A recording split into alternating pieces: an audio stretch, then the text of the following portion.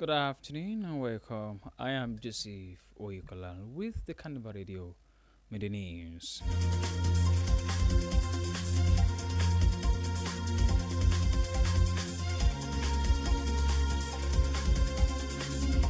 In the news this afternoon, the Alaafin of Oyo, Oba Akim Wade, has said that he is not engaged in a supremacy battle with any traditional ruler in Yoruba land or globally.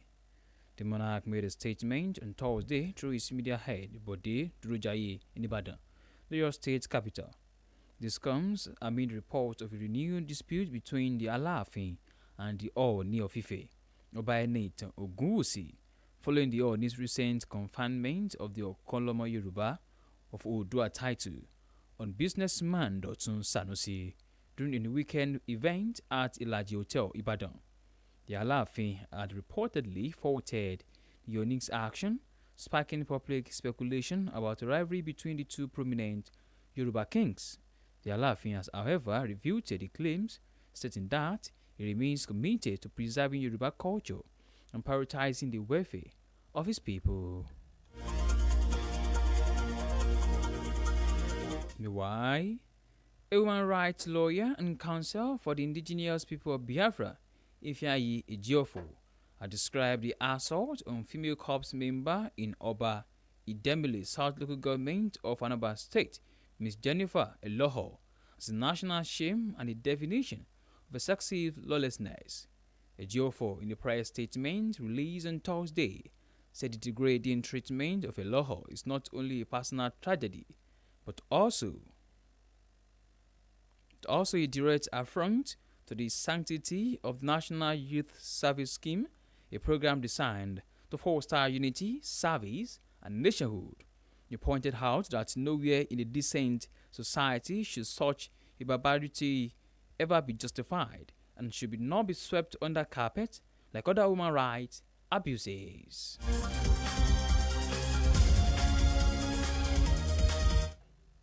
In the meantime, the Nigerian Education Loan Fund on Thursday noted that upkeep loan disbursement is now strictly tied to the academic session of each institution. NEL Fund made this known in a statement signed by its Director of Corporate Communications, Oseyemi Oluwatuyi. Oluwatuyi stated that, in line with this directive, students will only be entitled to upkeep loans for their current academic section, and upon the conclusion of an institution's academic year, upkeep payment for that section will automatically cease. He also noted that students who transition into a new academic year will no longer receive upkeep disbursement for the preceding sections.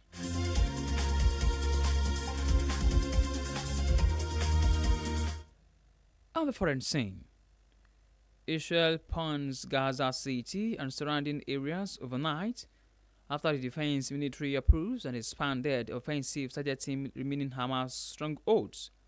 Residents report relentlessly airstrikes late Wednesday into early Thursday. New plan authorizes the call-up of 60,000 reservists set to begin in early September. The Israeli military confirms troops are already positioned on Gaza City's outskirts, calling in the start of preliminary actions. Officials say the operation aims to weaken Hamas, but aid groups warn it can deepen Gaza's humanitarian crisis.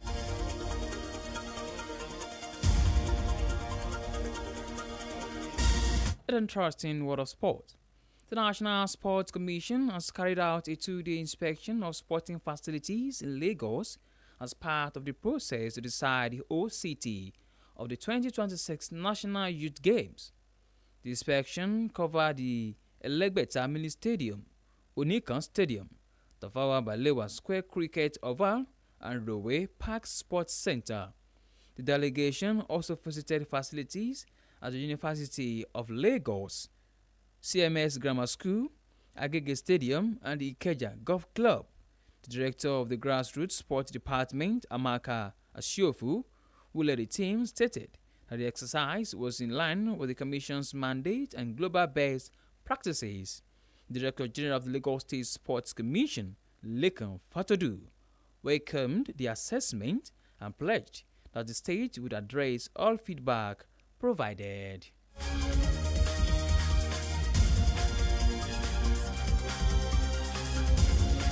And that ends Carnival Radio Media News.